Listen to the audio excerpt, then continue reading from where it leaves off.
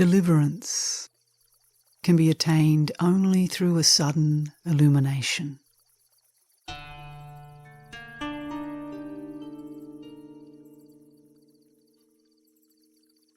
What is sudden illumination? Sudden means ridding yourself of deluded thoughts instantaneously.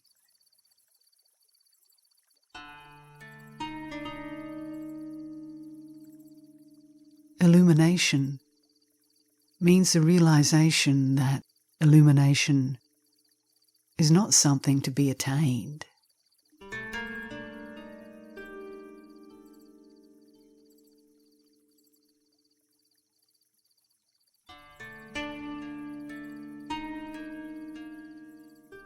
You must start from the very root. And what is that root? Mind is the root.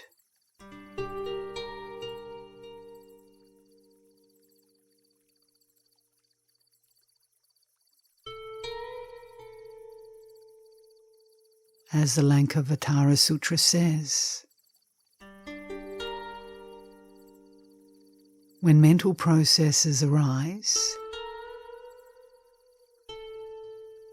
then do all dharmas or phenomena spring forth.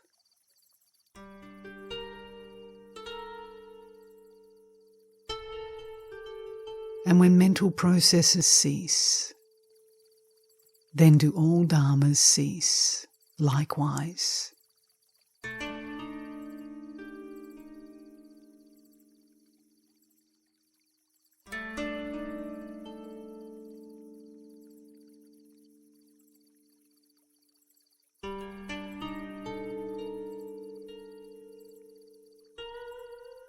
Those desiring to attain the Pure Land must first purify their own minds.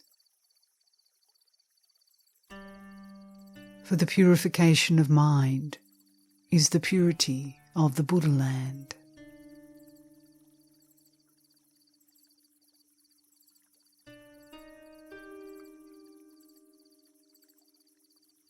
As the sutras say, just by mind control, all things become possible to us.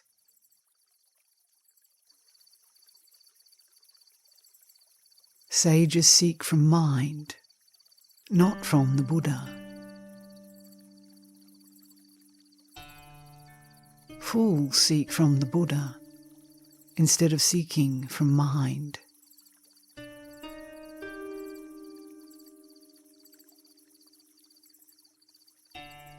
Wise men regulate their minds rather than their persons. Fools regulate their persons rather than their minds.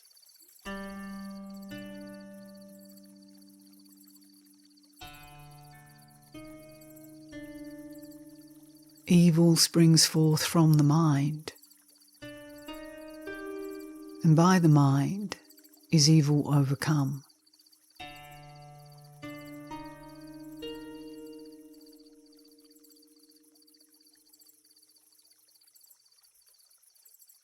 Thus we may know that all good and evil proceed from our minds, and that mind is therefore the root.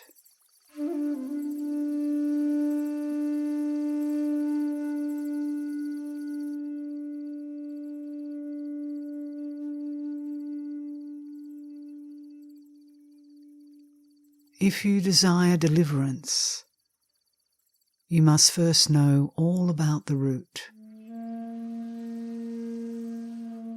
Unless you can penetrate to this truth, all your efforts will be vain.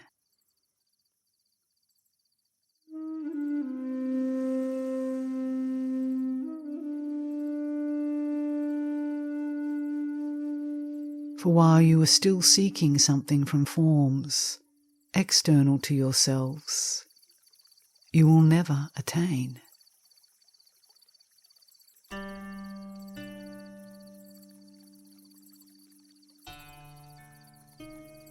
As the sutra says, for so long as you direct your search to the forms around you, you will not attain your goal, even after eon upon eon.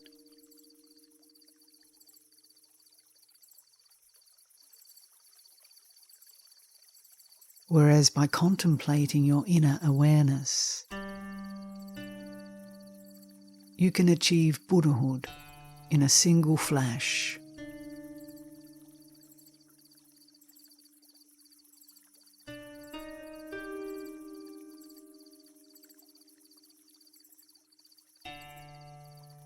Your treasure house is in yourself.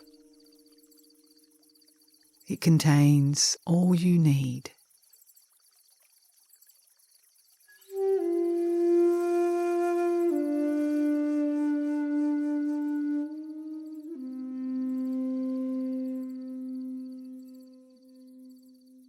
By what means is the root practice to be performed? Only by sitting in meditation. For it is accomplished by dhyana and samadhi.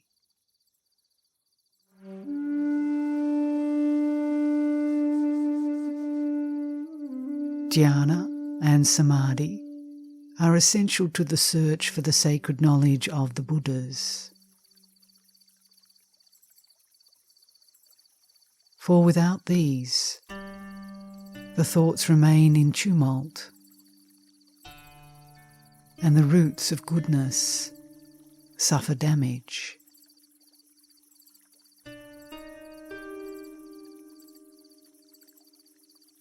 When wrong thinking ceases, that is dhyana.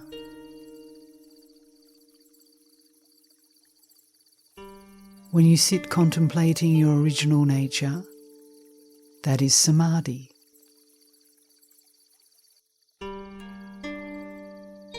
For indeed, that original nature is your eternal mind.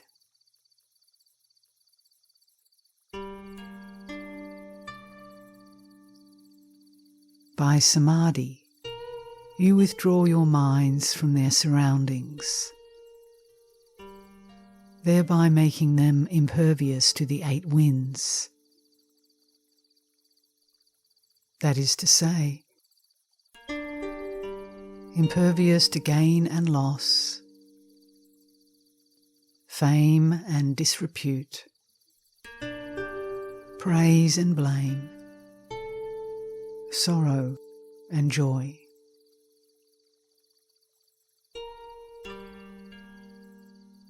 By concentrating in this way, even ordinary people may enter the state of Buddhahood.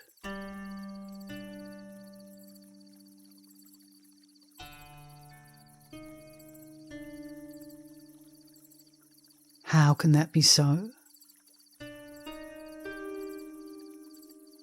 The sutra says, all beings who observe the Buddha precept thereby enter Buddhahood.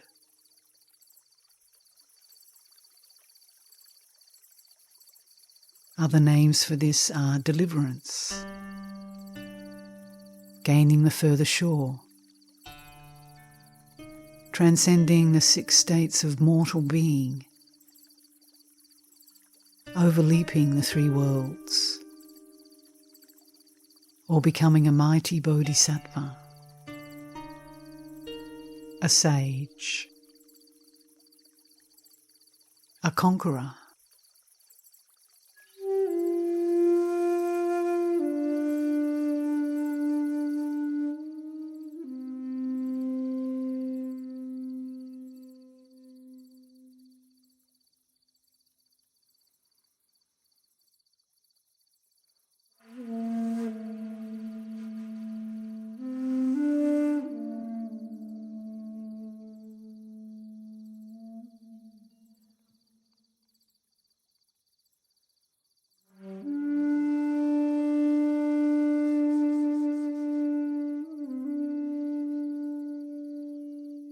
Whereon should the mind settle and dwell?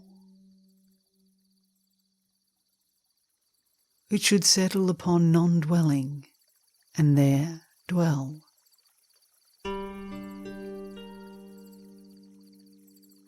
This non-dwelling means not allowing the mind to dwell upon anything whatsoever.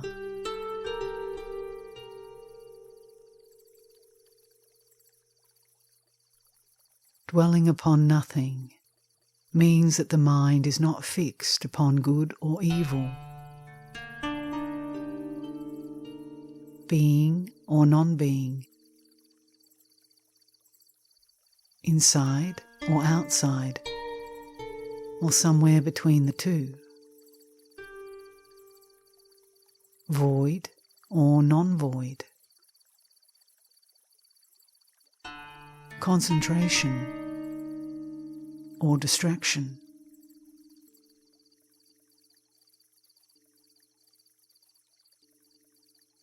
This dwelling upon nothing is the state in which it should dwell.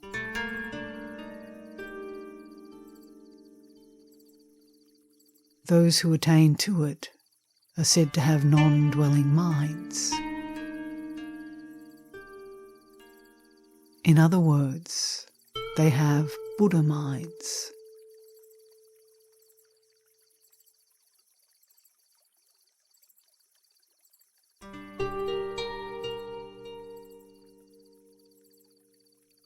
What does mind resemble?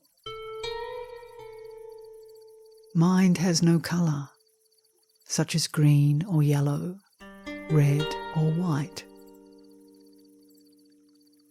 It is not long or short.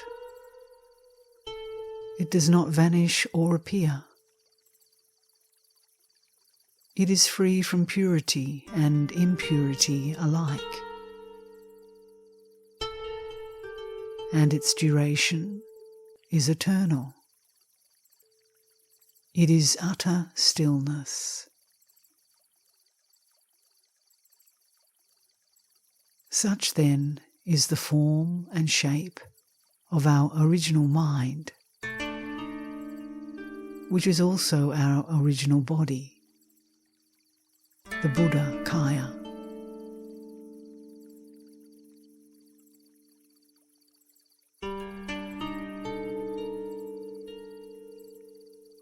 It is not perceived by the body or mind, by the eyes, ears, nose, sense of touch, or consciousness.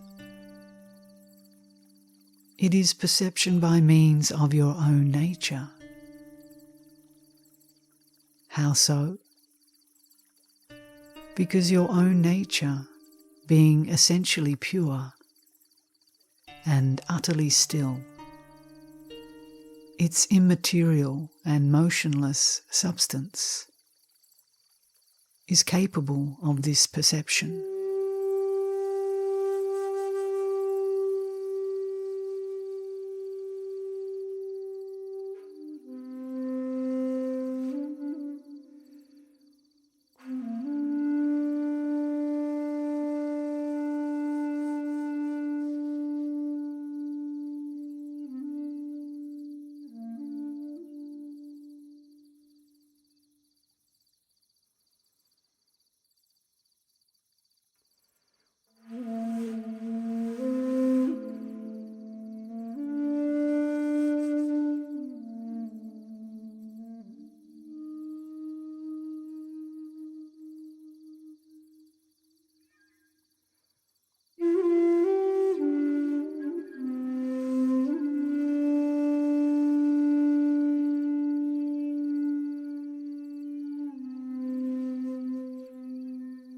Since that pure substance cannot be found,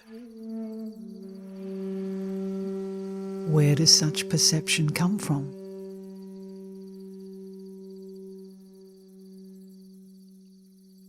We may liken it to a bright mirror, which, though it contains no forms, can nevertheless perceive all forms.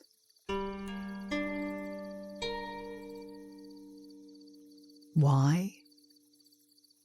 Just because it is free from mental activity.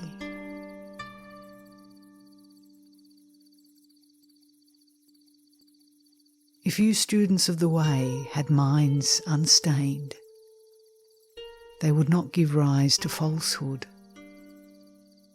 and their attachments to the subjective ego and to objective externals would vanish.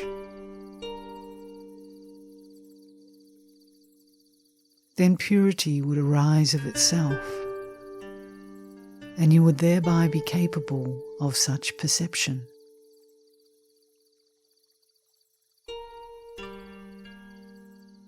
The Dhammapada Sutra says,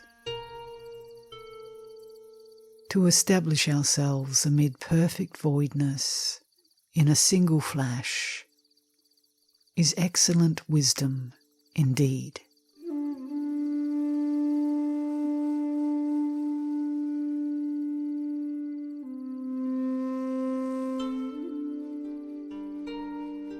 This indestructible diamond body is imperceptible because its own nature is a formless substance which is intangible.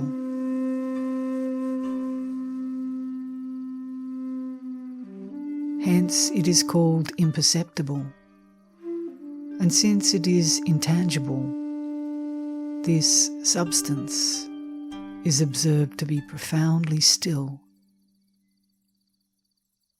and neither vanishing nor appearing.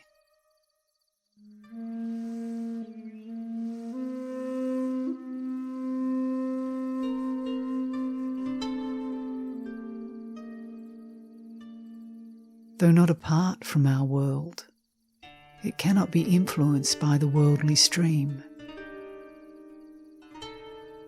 It is self-possessed and sovereign, which is the reason why it clearly perceives.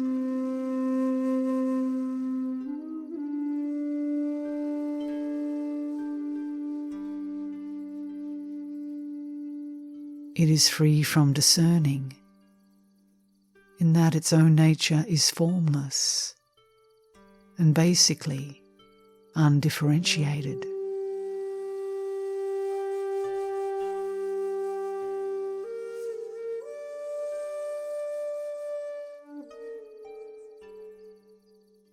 Its comprehending everything means that the undifferentiated substance is endowed with functions as countless as the sands of the Ganges. And if all phenomena were to be discerned simultaneously, it would comprehend all of them without exception.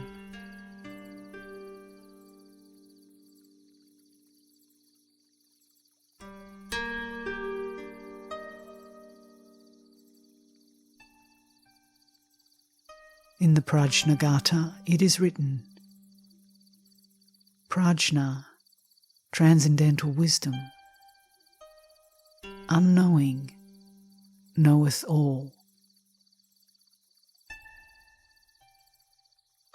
Prajna, unseeing, seeth all.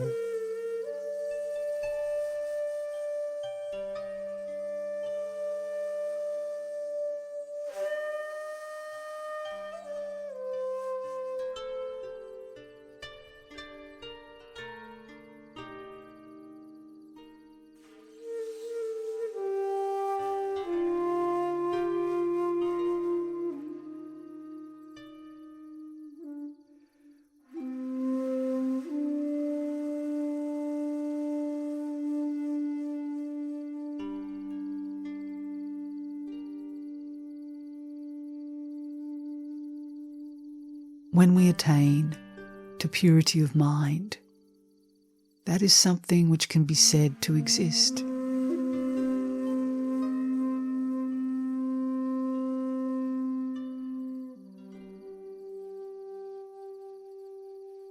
When this happens, our remaining free from any thought of achievement is called not perceiving anything as existent. while reaching the state in which no thoughts arise or persist, yet without being conscious of their absence, is called not perceiving anything as non-existent.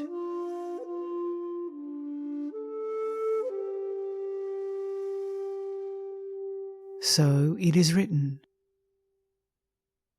not to perceive anything in terms of being and non-being.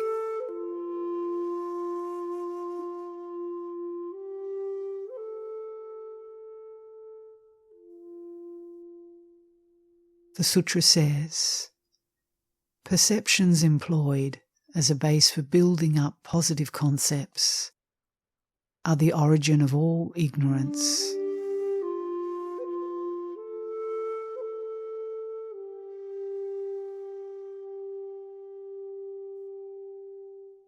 Perception that there is nothing to perceive, that is Nirvana, also known as deliverance.